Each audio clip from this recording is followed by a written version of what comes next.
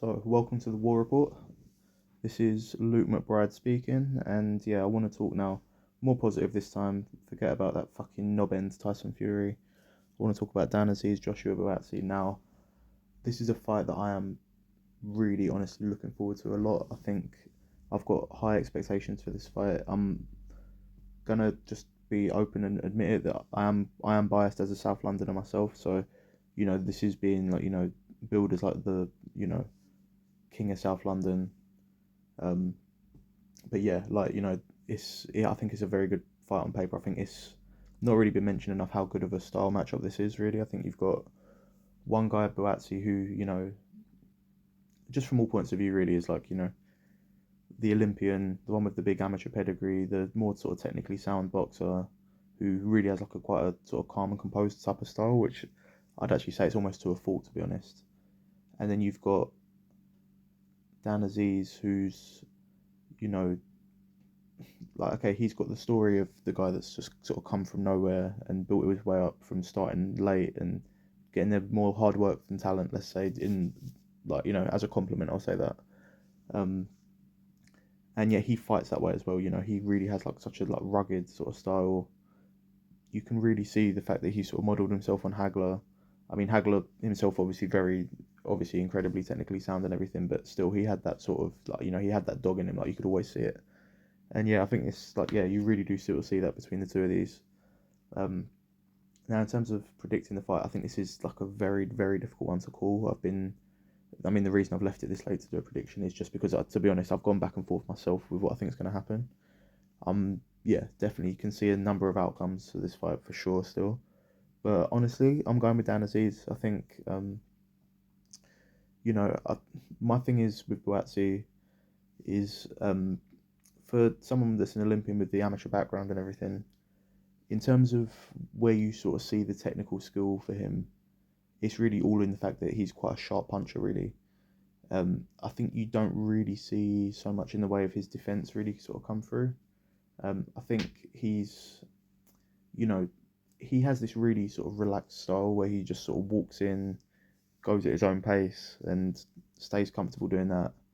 And that can work. It obviously has worked up to now, but I just don't know if he's sort of really come up against someone like Dan Azeez that's really just gonna make it hell for him. He's gonna really force like a high pace on him.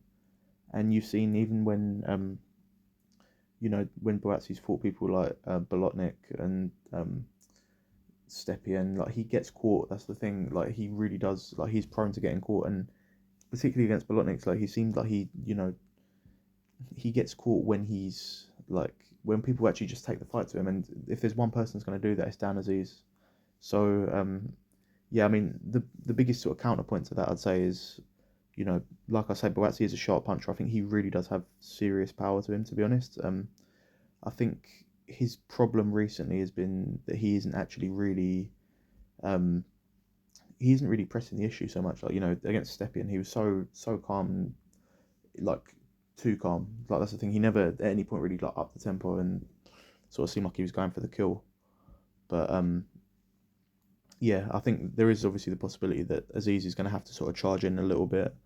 Um, Buatsi's got quite a nice jab to him, so he can feasibly sort of keep the fight at a distance, or he can counterpunch Azeez very cleanly. There's no question about that. But I've as much as I have said myself that Buatsi has got serious power and he's definitely got enough power to knock him out, I'd say there's still a question mark over it. Is my only thing. You look at some of these other fighters that are, let's say, the higher sort of level ones that he's fought, and you know, Craig Richards went the distance with him. Stepien went the distance with him. Bolotnik didn't go the distance, but went pretty fucking close to it. So there is that, and particularly Azeez is a pretty durable guy.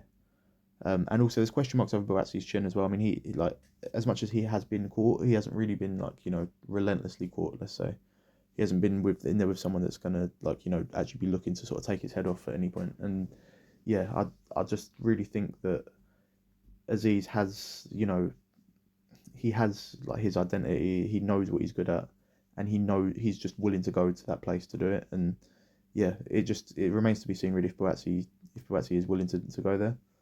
Um, So yeah, I think narrowly I'm leaning towards Dan Azeez. I think Dan Azeez on points is the way that I'm seeing it. And yeah, I mean, I'm very much looking forward to it because I'm going to be going to it myself in person.